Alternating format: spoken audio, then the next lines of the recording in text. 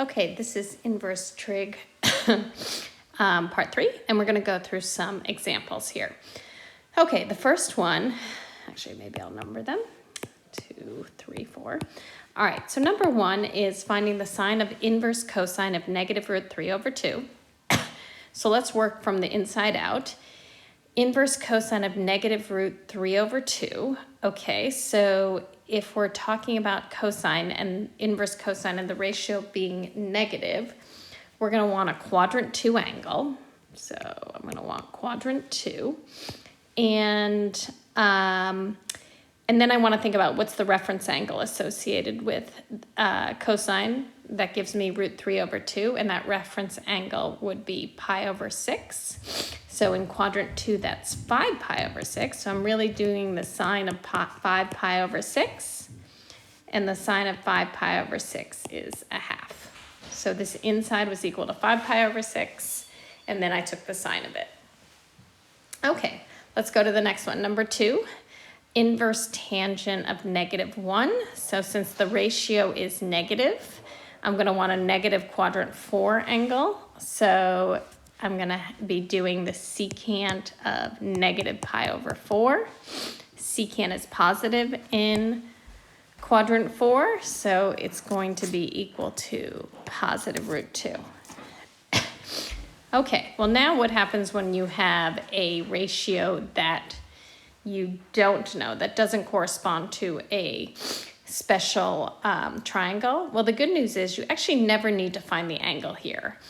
And it actually is true that I really in 1 and 2 didn't have to find the angle. It was easy because I knew it. But here I can draw the triangle, because what this is saying here, it's saying sine of some angle equals 2/5. And again, I'm not going to be able to find the angle. But because the ultimate thing I want to find is a ratio, all I need is the ratio of the sides. But it is important to note that inverse sine being a function, there's only one quadrant I can draw this triangle in. And because the ratio is positive, it's going to be in quadrant 1. And we know that sine is opposite over hypotenuse, so 2, 5. And remember the Pythagorean relationship between x, y, and r. So I'm going to say 25 minus 4, and then take the square root. So this is going to be the square root of 21.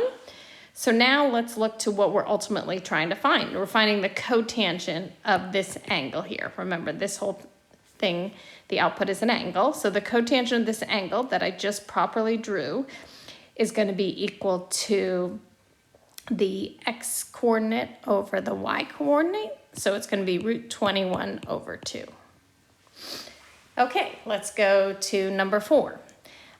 Inverse secant of negative 5/4. Again, a ratio I don't know, but let's draw. Remember, the output of this is going to be some angle. Because we're talking about a negative ratio for secant, we're going to draw this angle in quadrant 2, because we know the range of inverse trig. So here's my angle, and let's draw r. Secant is r over x.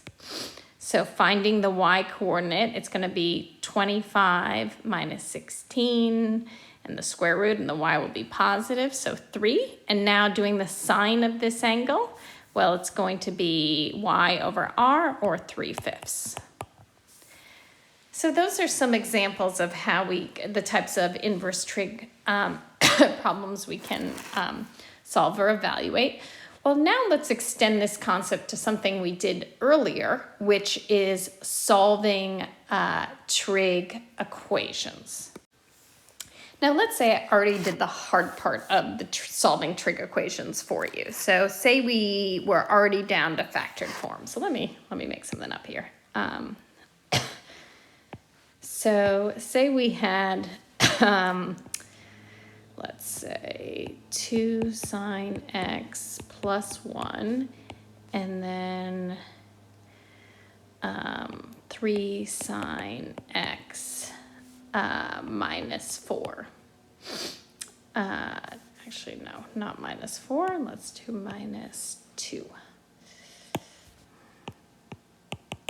Okay, so then so say we start out with a trig equation and we were able to factor it and we got this form, then setting each factor equal to 0, I get sine x equals -1/2 and sine x equals 2/3. And the directions often will say put answers in calculator ready form, assuming you're not going to have a calculator on you. Okay, now keep in mind your calculator knows the range of inverse trig.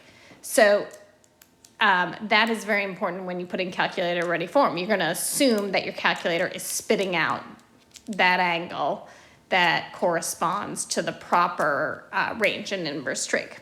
Okay, so we actually know -1/2 corresponds to one of our special ratios. So we just need quadrant 3 and quadrant 4 solutions. So to get all solutions, the reference angle is pi/6. So I'm going to say 7 pi/6 plus 2k pi.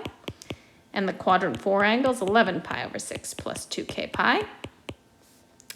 And that, of course, where k is contained in the set of integers. But that's not the case for 2/3, not a special ratio. So I need quadrant 1 and quadrant 2 angles. So quadrant 1, well, luckily inverse trig, because the ratio is positive, it's going to give me a quadrant 1 angle if I were to put it in my calculator like this. So I would just need to say plus 2k pi. I should have said x equals here. Well, quadrant 2, well, how can I, given this here is an acute quadrant 1 angle, how can I get this to be a quadrant 2 angle? Well, I can get that because if this is my acute angle here, if this is sine inverse of 2/3, to get the corresponding quadrant 2 angle, all I need to do is pi minus that. And that's exactly what I'm going to do. I'm going to say pi minus this quadrant 1 acute angle plus 2k pi. And that will give me all the quadrant 2 angles. So that's something that's a little bit different. Let's do another of those types. And again, let's just for ease start out. I'm going to assume that you guys can factor. So I'm going to start out when it's already in factored form.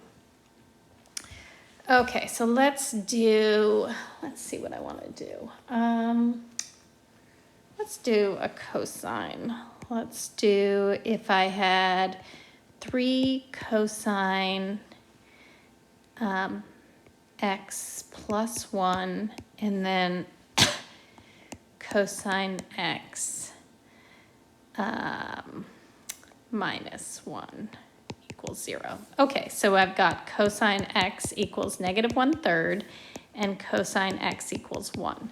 Well, -1/3 is the one that is going to be a little more tricky because it doesn't correspond to a special ratio. Cosine being 1, well, that occurs, remember, it equals 1 at its highest, that's its highest value, and that occurs every k pi. So for this, I can just say k pi, of course, where k is contained in the set of integers. All right, well, -1/3. All right, so if it's negative, I need to make sure I get quadrant 2 and quadrant 3 angles. So if we just simply do inverse cosine of -1/3, well, that, knowing the range of inverse cosine, that actually is giving me, I'm going to draw it over here, inverse cosine of -1/3 will give me a quadrant 2 angle. So that's good. And then I can just say plus 2k pi. So that'll be all the quadrant 2 angles. Now, I need to get the quadrant 3 angles. You could involve pi and try to find this angle here and then add it to pi, but the easier way to do that is if I do negative this quadrant 2 angle, aren't I going to end up in quadrant 3? So think of and exactly where I want to be. Think about if it had been think about if the angle had been 130 degrees in quadrant 2. If I do, so that would mean the reference angle here would be 50. So it'd have a reference angle of 50.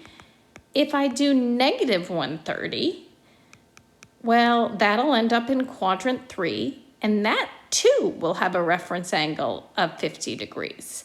So instead of having to come up with a whole new equation, I literally can say the positive, which we already said would give me quadrant 2, well, doing negative cosine, inverse cosine of negative 1/3 plus 2k pi will give me all of the quadrant 3 angles.